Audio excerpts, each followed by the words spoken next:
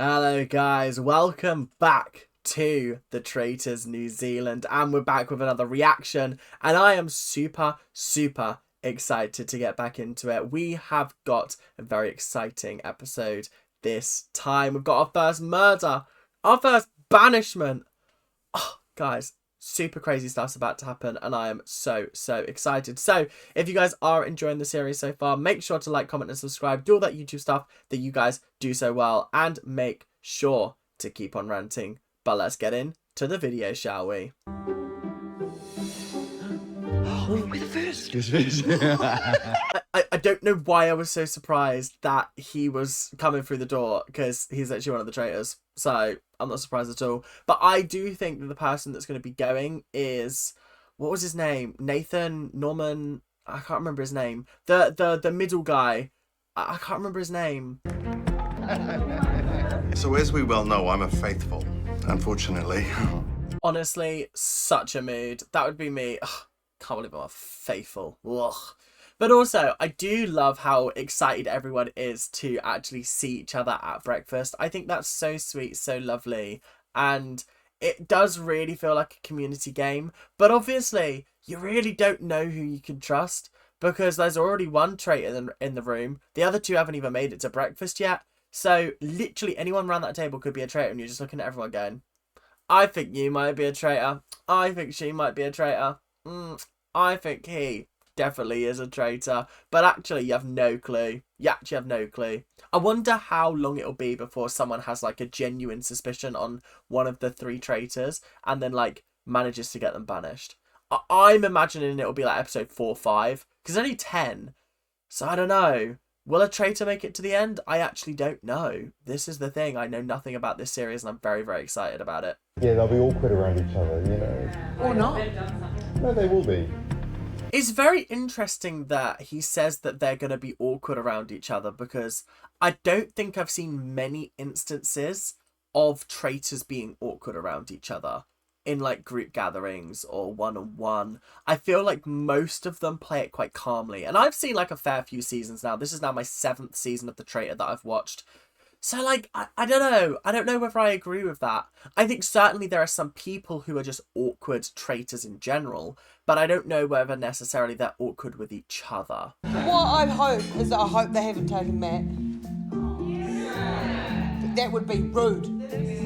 Something's telling me that they haven't taken Mark, because, oh wait, let me check my notes. He is a traitor, so he's not going to kill himself at the end of the day, is he? I think actually one of the best plays that you could do in The Traitors is to have a shield and kill somebody, or like recruit somebody, and then pass it off as like, oh, they must have attacked me last night. I think it's only happened twice, actually. And one of the times it happened really flawlessly, and the other time it just absolutely bombed the person's game. Even though they somehow made it to the final, we're not talking about Australia 2. Australia 2 is a banned conversation on this channel. I'm not having any chitter-chatter about it. None at all. Because I'm still fuming to this day that Sam was allowed to make it all the way to the final. Yeah, that still annoyed me to this day. I'm not having it. Can't really say. Oh, It feels kind of bad because, you know, That's an interesting one. Has that girl done anything? Like, actually done anything? Because I don't think she has. I think she's fine. I think she's chill. But also, anybody could be a traitor. If I'm in there, I'm accusing everyone, apart from myself. Because I'm actually the traitor. Sneaky. I know. You've just got to catch the traitors before the finale. Do you know what I mean? You just got to make sure you get them out before they gain a majority. So like, we could get a couple of like annoying people out first of all. The first couple of round tables, they don't count. Oh, let's throw this person to the walls. I don't really like them that much. Let me make up a horrendous lie about them. And just hope it doesn't circle back to me. They killed the clairvoyant. I think that was a poor move, personally. I think that was a potential waste of time.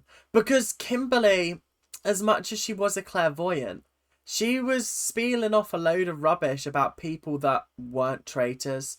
So if you'd have let her come in and been like, I think it's this person, I think it's this person, I think it's this person, then maybe she would have just rattled off a load of wrong names. So I just don't know whether I would have killed the clairvoyant off first. Let's see what she's got to say, and then we can get rid of her if necessary.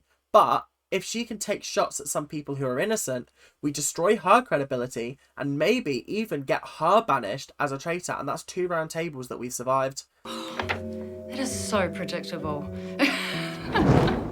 Honestly, I'm glad she thought so too. I'm glad that she was like, ugh, these guys, they're so predictable. Ugh. Honestly, well, they like these people. Ugh. Because honestly, getting rid of the psychic first, such a rubbish time.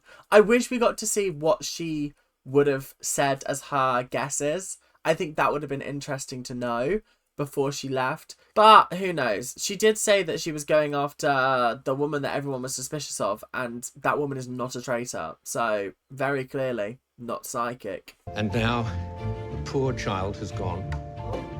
Taken far, far too early. Never mind. One of my favourite things that the host does is when they just literally are like, throw it on the floor. I just love it. I think it's so hilarious and it adds an extra layer of, haha, very funny. This is good. I don't know why this accent has come out, but it has. I'm starting to have weird suspicions about Lauren because she is so quiet. I think she'd be a good traitor because I don't think people would think she would be. She's already on to Lauren. Listen, I said earlier on in this episode, I wonder how long it's going to be. It was literally like 10 seconds.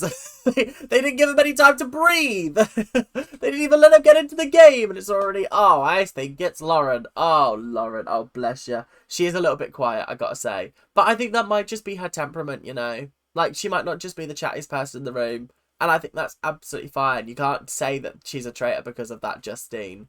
She is, but like you can't say that. Dan too, I think. I got a weird vibe from Dan. Just at the table, he was really non-engaging. This woman's a witch. She's a better psychic than the actual psychic. She's already clocked 2 of the traitors straight away. Oh, I think it's Lauren and I can't remember his name. She literally just said it. But that guy, craziness. Honestly, my new favourite player. My new favourite. She's got brains. She's got brains. I was surprised that Kimberly was murdered because that showed to me that the traitors actually thought of her as a threat. Where's this Donnie come from? I don't remember him from last episode. Have they just added him in? This guy was not in the last episode, right? I do not remember him being in the last episode. No, nah, they're playing pranks on me. They're playing pranks on me. They have to be. They have to be because there's no way he was in the last episode. Seeing who's hanging out. Probably seeing who's not hanging out together. I reckon. Yeah, Lauren's the one that's quiet. Yeah, Laurie's probably. I don't think she's a traitor. No, I don't think we should underestimate Lauren though. So many interesting things just happened in that conversation. They said we don't need to be looking at who's hanging out together, but who's not hanging out together. And that's exactly the key of the game. The traitors don't really want to be hanging out in groups of 3 with each other. They don't want to be hanging out in large groups with each other. They want to be spreading themselves around as many groups as possible in order to gather up as much intel as possible. That's the way you play and you win this game. Bringing up the fact that Lauren could be a traitor and then, what's his face, the blind comedian guy, is like, no, I don't think it could be her. And Justine's like, I don't think we should count her out. We need to get rid of Justine. She needs to go now because she's too good at this game. She's too techie with it. She's too amazing and I'm not having it. I think I would like to find out if Robbie has a bigger story. Something's just not floating right now. I don't think people need like a massive reason to come on a show like this. Some people just enjoy these kind of games. They enjoy being on TV. They enjoy playing a reality game. Like, it's one of those things where, does she need an interesting story? Like, does she need an interesting job? If she's just a mum from the suburbs, she might have just seen the advertisement for it and gone, fuck it, I'll do it. And they liked her and they thought she'd be good on TV. I feel like there doesn't need to be a bigger story here. And I feel like this is a little bit of a disservice to Robbie to force her to come up with something like that for you. The way she's presented herself and the way that she talks and converses and looks openly, she would be a perfect assassin. She's hardly the perfect assassin when everybody thinks it's her. That seems like the worst person to pick for an assassin. Horrendous. There's now 18 people only 3 of them are traitors. Everybody else is a faithful. It's like, and they don't even know how many traitors there are. There could be 10 for all they know. I just feel like this is a little bit of a jump on Robbie hate train. And I'm not on the Robbie hate train. I like Robbie. I think she's great. But you know what? If she does call it, then we were still right to get rid of her in a way. Do you know what I mean? Huh? So she said that there was we and there was murder. So those are the 2 words that I picked up on. Oh, Jesus, Robbie, you're not helping yourself at all. You're not helping yourself. What do you mean we were right to get rid of her? Oh, Robbie, you're not helping yourself. Oh, I'm fuming. I'm actually fuming. Welcome all to today's mission. You are going to be playing hide and seek with my gold coins in this church. You have to find the gold coins that I have hidden around this church. As we pay homage to Kimberly, who was so brutally taken from us overnight. They're doing a funeral for Kimberly. Oh, this is brilliant. Oh, I love how camp this show is sometimes. One of your team will come and join me in the confessional booth. Oh, I will provide you with a verse from the Bible. Oh, so it's this challenge. It's literally the same one that they've done in UK 1, US 1. They didn't do it in Australia, but they did it in New Zealand 1 now. Always with the verses. Oh, Jesus. Right, okay, well, I feel like we gotta skip through this then. I can't lie. A fitting tribute to your fallen comrade, Kimberly. And $5,000 has been added to the prize fund. They are so stingy on this show. 5,000, is that it? On the UK version, they'd have gotten at least 10k for that. At least. And that's what, about 20,000 New Zealand dollars, something like that? Something silly like that? I don't know. But anyway, craziness. Absolutely craziness. Either way, they did a good job. I skipped through most of that because I was so bored. Oh, it's tough sometimes. It's so tough to watch like the missions because they actually just add nothing, and it's always the traitors going, this is a great time for us to blend in with the faithfuls. This is a great chance for us to prove that we are part of the team. And then you've got the faithfuls going, ooh, I wonder if the traitors are going to help us today. Oh, I bet they are. I don't know why they all sound like upperclassmen from Britain, but they must do, apparently. It was a huge mistake today for Lauren to not be heavily involved in the game, act like she's playing for the faithful. This is another thing where, like, the missions don't matter because the traitors and the faithful are both trying to build the prize pot up so that they can win money at the end. So I don't think you can really put any sort of suspicion on people in challenges unless it's to do with shields. I think it worked a little bit better on seasons 2 of both the US and UK version because they made sure that there was shield opportunities in every single challenge, and you could divert from the path and go get a shield, or you could earn money for the team. And I think that made it so much more interesting to watch because you started to see people make conscious decisions as to whether they took a shield or not, or whether they helped the team out. Who are you going to murder tonight? Why would I do that? I wouldn't have the heart to do that. Oh, I think if there's a weak link in this group, it has to be Lauren. She's not got the same va-va-voom as the other traitors, the same je ne sais quoi, the same voulez-vous. I'm just saying French terms at this point. I'm literally chatting at my arsehole. Brilliant. But yeah, I don't know. Just the way that she engages with people seems suspicious. Like, I'm surprised no one's called her out to her face yet. Well, obviously that guy just did. But yeah, rough and tough, honestly. Robbie, we're referring to Kimberly, went blah, blah, blah, blah, blah. So we made the right decision. I don't know whether she meant it as in collectively or whether she meant it as the traitors, but anyway. I would be the kind of person in this game that would sit there and I'd be like, this is obviously a Freudian slip. This is obviously a Freudian slip because I've never seen an actual traitor accidentally blurt out that they're the traitor, apart from Ash in season 2 of Australia, which we don't talk about. We don't talk about that. I do remember her accidentally being like, oh yeah, the Traitors. And then everyone was like, don't you mean the faithful? And she went, oh fuck yeah, of course I mean that. I'm rolling my eyes, and I have been all day, at this pile-on for Robbie. I just feel like no one knows her, so it's easier to jump to a conclusion. I think that is exactly what it is. This is the exact problem with having celebrities and like common people. Can't believe I just called them common people. You know what I mean? Like people who aren't famous in any way.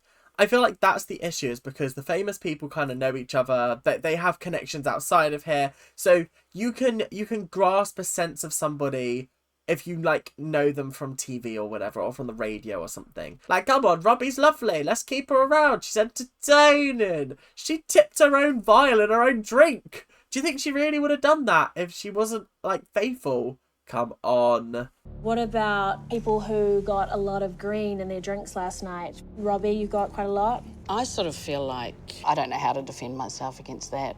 Oh, Robbie, that wasn't a great defense, I gotta be honest. I think the uncomfortable thing is that it seems like everybody is piling onto Robbie because it is the easiest option, and therefore it's the person that is going to cause the least aggro with the group. And you notice it a lot at the start of every single Traitors series, where they vote off someone pretty much unanimously. There's very rarely a time when it's split on the first vote.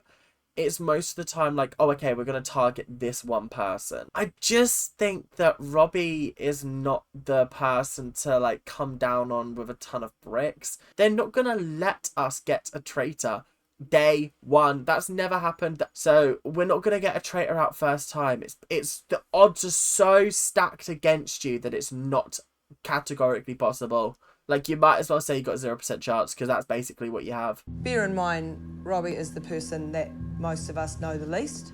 Yeah, I think what's happened is herd mentality.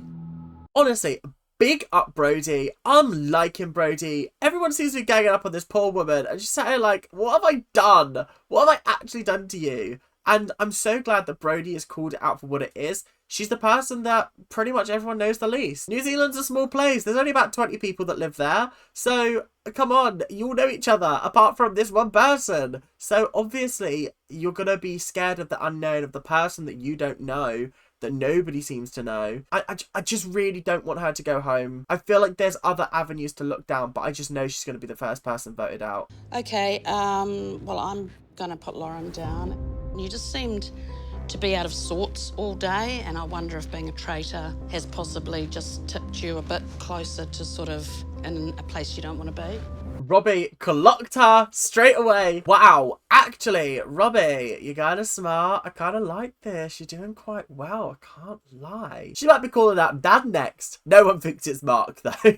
Nobody thinks Mark's capable of this, which is so funny to me. Like, the genuine thing is, he could easily black his way to the end by being like, nah, I'm a cheeky chappy. Of course it's not me. It could possibly be me. And then, like, behind the scenes, he's like, yeah, ha ha ha. Lauren is such a sweetheart that she'd be a really good traitor. I mean, I can't defend the fact that I'm kind and sweet and caring, and that's who I am. Not Justine calling her out as well.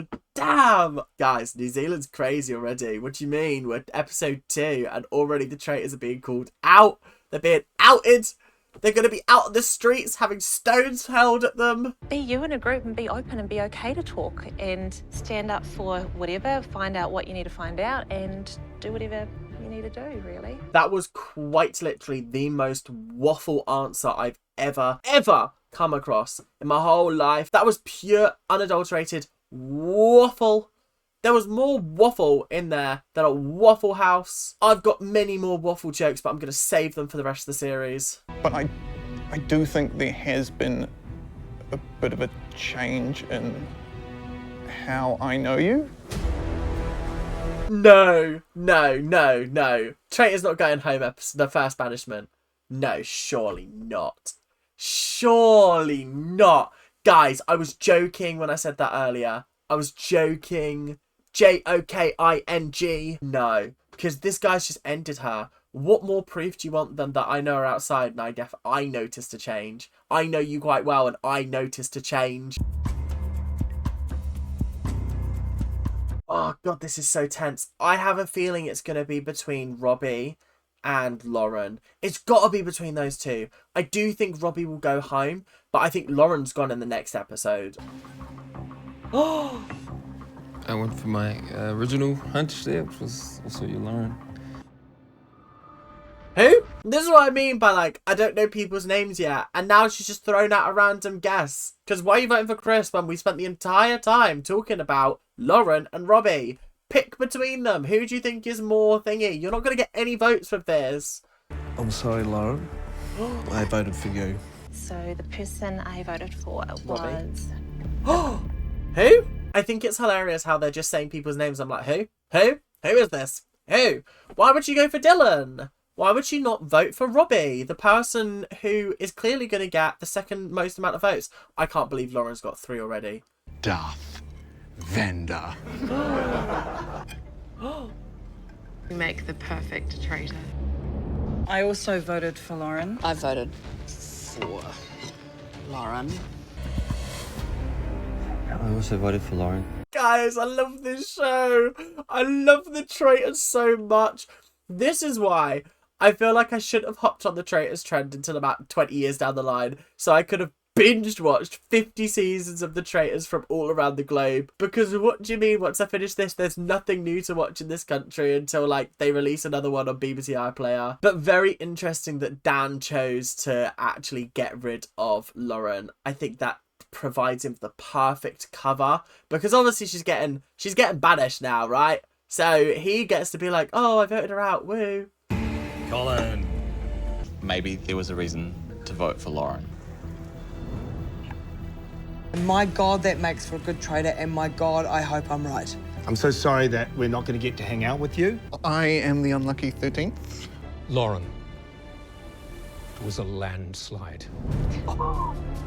Okay, you didn't have to do her like that. Oh my God. It was a landslide. Okay, mister.